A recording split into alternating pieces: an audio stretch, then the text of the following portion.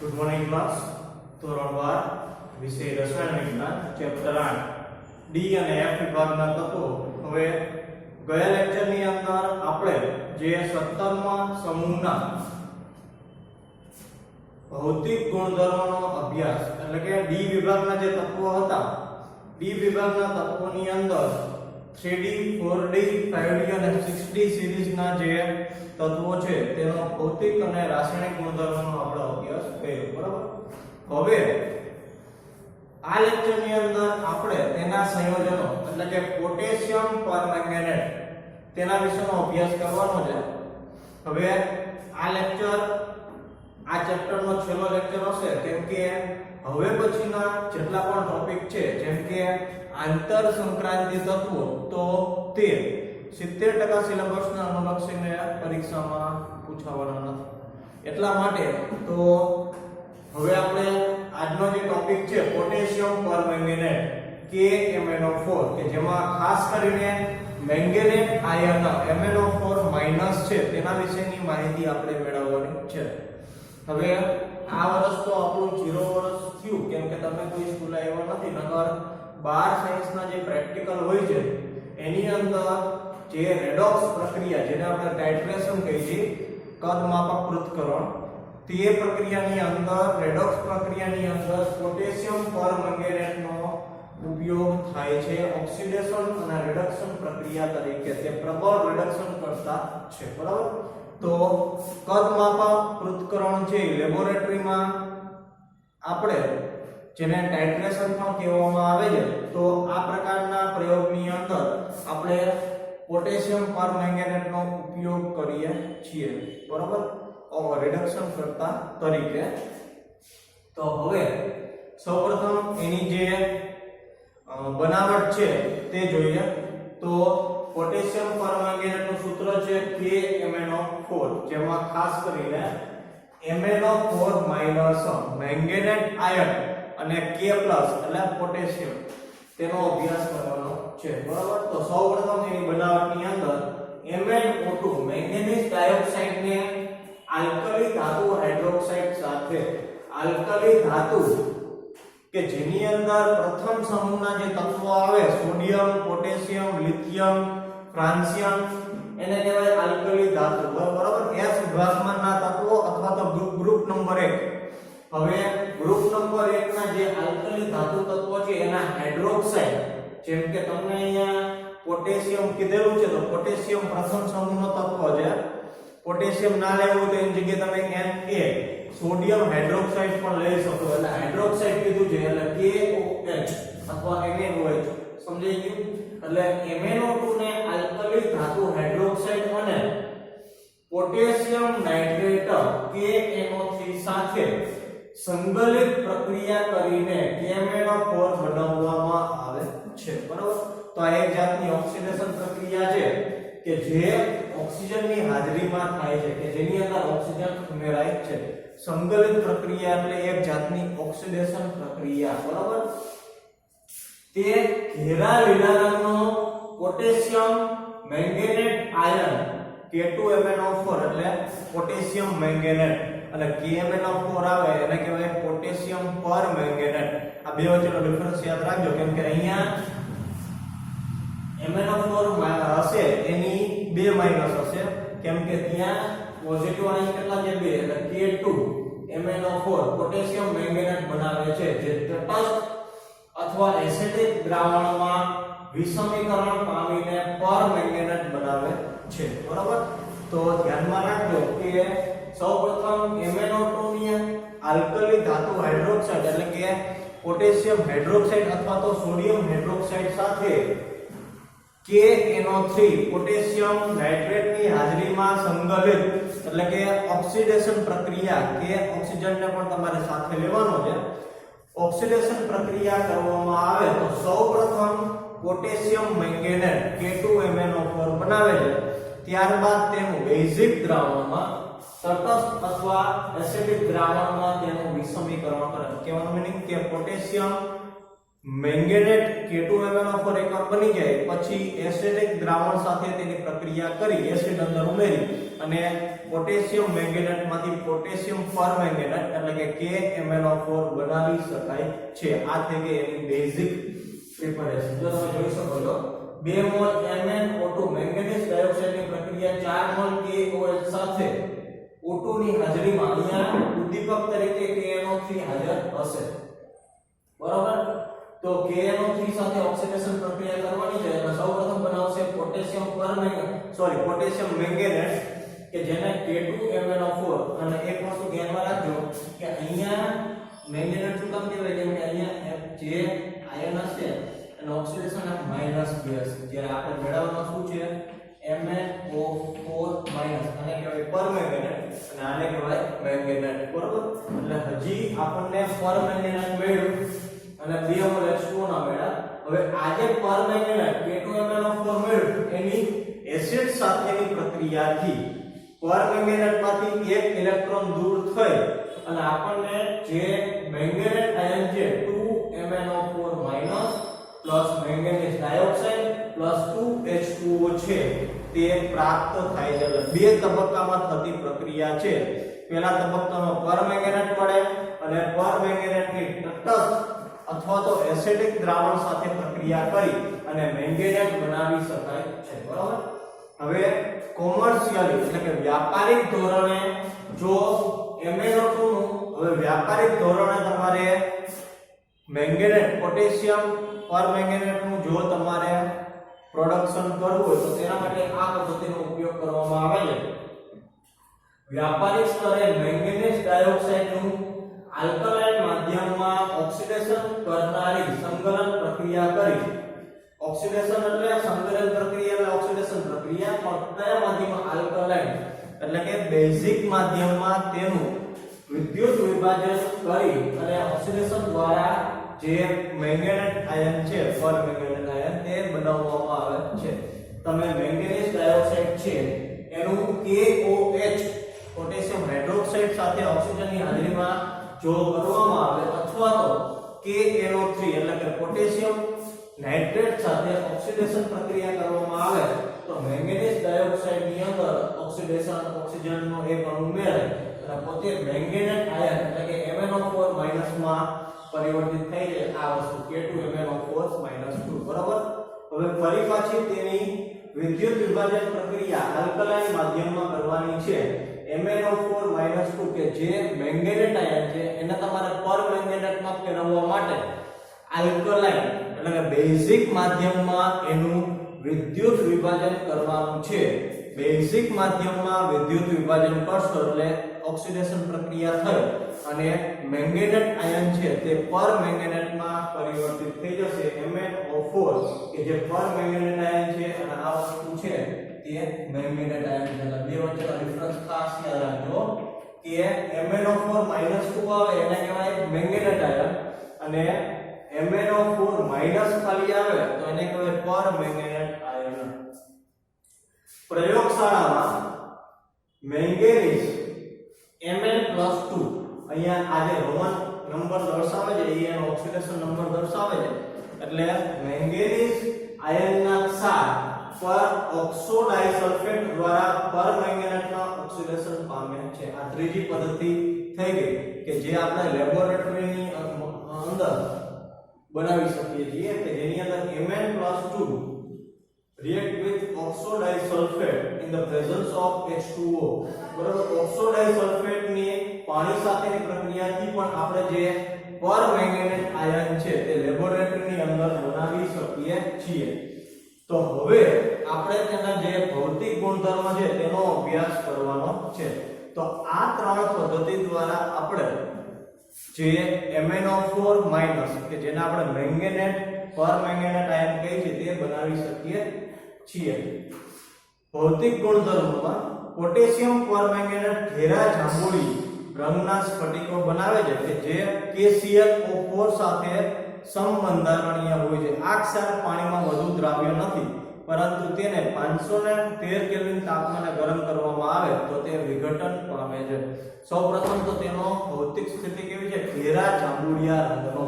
આમ હાથમાં લઈને તમે જો તો કાળા કલરનો લાગે, પરંતુ સાચો કલર એનો ઘેરા જાંબુડિયા રંગનો છે. પાણીમાં અલ્પ દ્રાવ્ય છે, પરંતુ ગરમ પાણીમાં 513 કેલ્વિન તાપમાને તેને જો ગરમ કરવામાં આવે તો તેનું શું થાય છે? તો વિઘટન થાય છે. બરાબર? વિઘટન થઈ પરમેંગેનેટમાંથી તે મેંગેનેટમાં પરિવર્તિત થઈ જાય છે.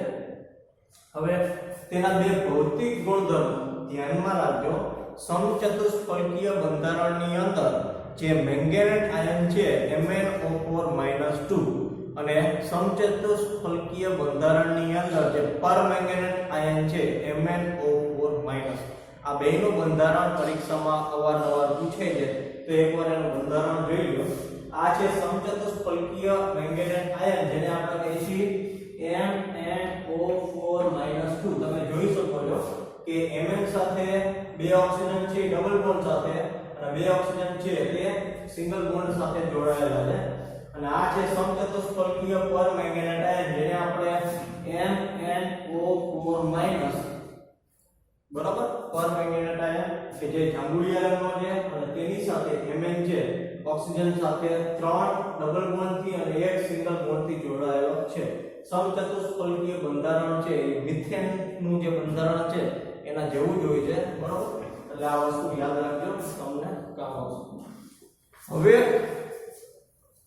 તેનો અત્યંત ઘેરો રંગ પ્રતિચુંબકત્વ હોવાની સાથે તાપમાન પર આધારિત નિર્બળ અનુચુંબકત્વ ધરાવે છે. આ બાબતને અણુકક્ષકવાદના ઉપયોગ દ્વારા સમજાવી શકાય, જે આ પુસ્તકના અભ્યાસ બહારનું છે. એટલે એ સમજવાનું. મેંગેનેટ અને પરમેંગેનેટ આયનો સમચતુષ્ફલકીય હોય છે એનું કારણ કે ઓક્સિજનની જે p કક્ષકો છે એ મેંગેનીઝની ઓક્સિજનની p કક્ષકો મેંગેનીઝની d કક્ષકો સાથે સહસંયોજક બંધ બનાવી અને પાઈ બંધ બનાવે છે. એમાં લીલો મેંગેનેટ આયન જે છે તે અયુગ્મિત ઇલેક્ટ્રોનને કારણે લીલો મેંગેનેટ આયનની અંદર એક અયુગ્મિત ઇલેક્ટ્રોન હાજર હોય છે, માટે એનો જે ચુંબકીય ગુણધર્મ થશે તે અનુચુંબકીય થશે. જ્યારે પરમેંગેનેટની વાત કરવામાં આવે તો એની અંદર બધા ઇલેક્ટ્રોન છે તે સંપૂર્ણ કક્ષાથી ભરાયેલા હશે. એક પણ અયુગ્મિત ઇલેક્ટ્રોન હાજર ન હોવાને લીધે જે પરમેંગેનેટ છે તેનો ચુંબકીય ગુણધર્મ પ્રતિચુંબકીય થશે. એટલે આ વસ્તુ MCQ પૂછાય કે મેંગેનેટ આયન છે એની અંદર એક અયુગ્મિત ઇલેક્ટ્રોન હાજર હોવાથી તે અનુચુંબકીય છે, જ્યારે પરમેંગેનેટ આયનની એક પણ કક્ષામાં એકેય અયુગ્મિત ઇલેક્ટ્રોન હાજર નથી, એટલા માટે તે પ્રતિચુંબકીય છે. બરાબર? ઓકે. હવે એના આપણે રાસાયણિક ગુણધર્મોનો અભ્યાસ કરવાનો છે, અને એમાં પેલું પરમેંગેનેટ આયનની જે રિડક્શન કરતાની પ્રક્રિયા છે તે સમજવાની છે. એસિડમય પરમેંગેનેટ નું દ્રાવણ ઓક્ઝાલેટનું કાર્બન ડાયોક્સાઇડમાં, આયરનનું આયરન +3 માં, અને નાઇટ્રેટનું નાઇટ્રેટમાં અને આયોડાઇડનું મુક્ત આયોડિનમાં ઓક્સિડેશન કરે છે. એટલે કે મેંગેનેટ આયન પોતે પ્રબળ રિડક્શન કરતા તરીકે ઉપયોગી છે. બરાબર? જે તમે અહીંયા જોઈ શકો છો ઓક્ઝાલેટ COO -, હવે પોટેશિયમ પરમેંગેનેટની હાજરીમાં ઓક્ઝાલેટનું ઓક્સિડેશન થશે અને 10CO2 10 ઇલેક્ટ્રોન છે એમાંથી મુક્ત થશે. ઇલેક્ટ્રોન મુક્ત થવાની પ્રક્રિયા પણ આપણે શું કહીએ છીએ? એને ઓક્સિડેશન પ્રક્રિયા. હવે અહીંયા Fe+2 નું Fe+3 માં પોતે રૂપાંતર કરે છે. હવે અહીંયા ઓક્સિજન નથી તો પણ ઓક્સિડેશન પ્રક્રિયા થઈ, તો હજી એક વાર કહું કે +2 માંથી +3 માં રૂપાંતર થાય, ઓક્સિડેશન આંખમાં વધારો થાય, એ પોતે પોતાની છેલ્લી કક્ષામાંથી ફરી પાછો એક ઇલેક્ટ્રોન ગુમાવે, ત્યારે તે પ્રક્રિયાને આપણે શું કહેશું? તો ઓક્સિડેશન પ્રક્રિયા. કહેવાનો મતલબ કે આ બધી પ્રક્રિયા KMnO4 ની હાજરીમાં થાય છે, અને અહીંયા આ પ્રક્રિયાની અંદર KMnO4 પ્રબળ રિડક્શન કરતા તરીકેની ભૂમિકા ભજવે છે. બરાબર? આ જે ફેરફાર થઈ છે, ઓક્ઝાલેટમાંથી CO2 બને 10 ઇલેક્ટ્રોન મુક્ત થાય, Fe+2 માંથી Fe+3 બને અને 5 ઇલેક્ટ્રોન મુક્ત થાય, તો એ બધી પ્રક્રિયા પોટેશિયમ પરમેંગેનેટ રિડક્શન કરતાની હાજરીમાં શક્ય બને છે. 10I- એટલે પોતે આયન ફોર્મમાં છે, નેગેટિવ આયન ફોર્મમાં છે. હવે આનું જો ઓક્સિડેશન કરવામાં આવે તો એમાંથી છે તેમાં પરિવર્તિત થઈ જાય. ઓકે, રિડક્શન કરતાની અર્ધ પ્રક્રિયામાં KMnO4 માટેની અર્ધ પ્રક્રિયાને ઉમેરી અને સંપૂર્ણ પ્રક્રિયા લખી શકાય છે. જો જરૂર જણાય તો તેને સંતુલિત કરવામાં આવે છે. ધોરણ 11 ચેપ્ટર 8 રસાયણ વિજ્ઞાનની અંદર ભાગ 2 રેડોક્સ પ્રક્રિયા તમે ભણી ગયા. એમાં છેલ્લા બે ઓક્સિડેશન અર્ધ પ્રક્રિયા દ્વારા બે સમીકરણનું રેડોક્સ પ્રક્રિયાની અંદર શું કરતા હતા? સંતુલિત કરતા હતા. બસ એની વાત કરે છે, બરાબર? એટલે કદાચ આ અર્ધ પ્રક્રિયા છે તમે પૂરી પ્રક્રિયા લખી અને તેને વીજભાર સંતુલિત કરી શકો છો, તેની ચર્ચા કરવામાં આવી. અને બીજા નંબરે આજે KMnO4 છે એ આપણે લેબોરેટરીની અંદર ટાઇટ્રેશન કદમાપક પૃથ્થકરણ પ્રક્રિયામાં પણ વપરાય છે, બરાબર? ત્યાં પણ આપણે રેડોક્સ પ્રક્રિયા કરી છે અને રિડક્શન કરતા તરીકેની જે જવાબદારી છે તે ત્યાં પણ પ્રેક્ટિકલી આપણે જોઈ શકીએ છીએ. પણ આ વર્ષે તો તે પોસિબલ નથી. કદાચ હવે પછી સ્કૂલ ખુલે ને કદાચ લેબમાં જવાનું થાય તો ત્યારે આ વસ્તુ તમને દેખાડશે કે KMnO4 કેવી રીતે રિડક્શન કરતા તરીકેની ભૂમિકા પ્રયોગશાળાની અંદર ભજવી શકે છે. આપણે સારી રીતે જાણીએ છીએ કે દ્રાવણમાં હાઇડ્રોજન આયનની સાંદ્રતા પ્રક્રિયાને અસર કરવામાં મહત્વનો ભાગ ભજવે છે. જો કે ઘણી પ્રક્રિયાઓને રેડોક્સ પોટેન્શિયલની મદદથી પણ સમજાવી શકાય છે. હવે આમાંની KMnO4 ની કેટલીક ઓક્સિડેશન પ્રક્રિયાઓ તમને આપેલી છે કે જે એસિડિક માધ્યમની અંદર તે પોતે ઓક્સિડેશન પ્રક્રિયા કરશે. એમાં પેલું આપેલું છે પોટેશિયમ આયોડાઇડ માંથી I2 છે તે પોતે મુક્ત કરે છે. આ જ પ્રક્રિયા છે. I- એટલે કે Ki લઈ લો ને પોટેશિયમ આયોડાઇડ તો તે હાલે. એ જ વસ્તુ છે 10I- MnO4- potassium permanganate 16H+ acidic માધ્યમમાં છે એટલે અહીંયા H+ લખેલું છે. શું થશે? ઓક્સિડેશન પ્રક્રિયા થશે એટલે જે Mn+2 માં રૂપાંતરિત થઈ જે I- છે એને I2 માં પરિવર્તિત કરી દેશે. આ જ પ્રક્રિયા વિસ્તૃત રીતે લખેલી છે. સંપૂર્ણ રેડોક્સ પ્રક્રિયા છે, બરાબર? બીજા નંબરે આ એસિડિક પ્રક્રિયાની અંદર એક વસ્તુ ધ્યાનમાં રાખજો કે આપણી પાસે સ્પેસ લિમિટેડ હોવાથી પેજ નંબર 233 અને 234 ઉપર તમને ટોટલ 5 પ્રક્રિયા આપેલી છે. પાંચે પાંચ પ્રક્રિયા તમારે યાદ રાખવાની છે. એમાં એક પ્રક્રિયા મેં તમને સમજાવી કે પોટેશિયમ પરમેંગેનેટ એસિડિક માધ્યમમાં જે I- પોટેશિયમ આયોડાઇડ માંથી I2 એટલે કે આયોડિન વાયુ છે તે મુક્ત કરે છે. આ પ્રક્રિયાને રેડોક્સ પ્રક્રિયા કહેવામાં આવશે. કોઈ કયા માધ્યમમાં થશે? એસિડિક માધ્યમમાં થશે. રિડક્શન કરતાની ભૂમિકા કોણ ભજવશે? તો પોટેશિયમ પરમેંગેનેટ રિડક્શન કરતાની ભૂમિકા ભજવશે. બાકીની 4 પ્રક્રિયા છે એ પણ તમારે એકવાર જોઈ લેવાની છે. હવે તટસ્થ અથવા નિર્મળ બેઝિક દ્રાવણોમાં પણ તે આ પ્રકારની પ્રક્રિયા કરે છે. આયોડાઇડનું આયોડેટમાં ઓક્સિડેશન પ્રક્રિયા છે તે નોંધનીય છે. એમાં પહેલી પ્રક્રિયા મેંગેનીઝ પરમેંગેનેટની પાણી સાથેની આયોડીન ક્ષારની હાજરીમાં પ્રક્રિયા કરવામાં આવે તો આપણને iO3- આયોડેટ આયન છે તે મળે છે. આ પ્રક્રિયા કઈ રીતે થાય છે? આયોડીન સાથે ઓક્સિડેશન પ્રક્રિયા થાય છે. રિડક્શન કરતા તરીકે કોનો ઉપયોગ કરવામાં આવે છે? પોટેશિયમ પરમેંગેનેટનો. ખ્યાલ આવ્યો? એટલે આવી રીતે જે આયોડાઇડ આયન છે એને આયોડેટ એટલે કે iO3- ઓક્સિડેશન પ્રક્રિયા દ્વારા બનાવી શકે છે. આ પણ એક જાતની રિડક્શન પ્રક્રિયા છે. બીજી બે પ્રક્રિયા આપેલી છે કે થાયોસલ્ફેટનું સલ્ફેટમાં લગભગ જથ્થાત્મક રીતે ઓક્સિડેશન થાય છે. ત્રીજું મેંગેનીઝ ક્ષારનું MnO2 માં ઓક્સિડેશન થાય છે. ઝિંક સલ્ફેટ અથવા ઝિંક ઓક્સાઇડની હાજરીમાં આ ઓક્સિડેશન પ્રક્રિયાને તે ઉદ્દીપિત કરે છે, બરાબર? એટલે કહેવાનો મીનિંગ કે બીજી બે પ્રક્રિયા છે એ પણ તમારે એકવાર જોઈ લેવાની છે, બરાબર? અને રિડક્શન કરતા તરીકેની જે પોટેશિયમ પરમેંગેનેટની જવાબદારી છે તે જોવાની છે. ઓક્સિડેશન પ્રક્રિયા પોતે કરે છે. તો હવે એના ઉપયોગ જોઈએ. પોટેશિયમ પરમેંગેનેટનો ઉપયોગ વૈશલેષિક એનાલિટિકલ કહેવાય. વૈશલેષિક છે અને એનાલિટિકલ કહેવાય. રસાયણ વિજ્ઞાનમાં સંશ્લેષિત કાર્બનિક રસાયણ વિજ્ઞાનમાં તેનો ઉપયોગ પસંદગીયુક્ત ઓક્સિડેશન કરતા તરીકે થાય છે, બરાબર? એટલે ઓક્સિડેશન કરતા તરીકે, રિડક્શન કરતા તરીકે, એનાલિટિકલ જેટલા પણ પ્રેક્ટિકલ હશે એની અંદર KMnO4 નો મોટા બહોળા પ્રમાણમાં ઉપયોગ થાય છે. ઊન, રૂ, રેશમ અને અન્ય કાપડોના રેસાઓના વિરંજનમાં પણ પોટેશિયમ પરમેંગેનેટનો ઉપયોગ થાય છે તે તૈલી પદાર્થોને રંગહીન બનાવવામાં પણ ઉપયોગી છે કે જેનો આધાર તેની ઓક્સિડેશન કરવાની ક્ષમતાની પ્રબળતા પર રહેલો છે બરાબર। તો અહીંયા જે પોટેશિયમ પરમેંગેનેટ છે તે પૂરું થાય છે।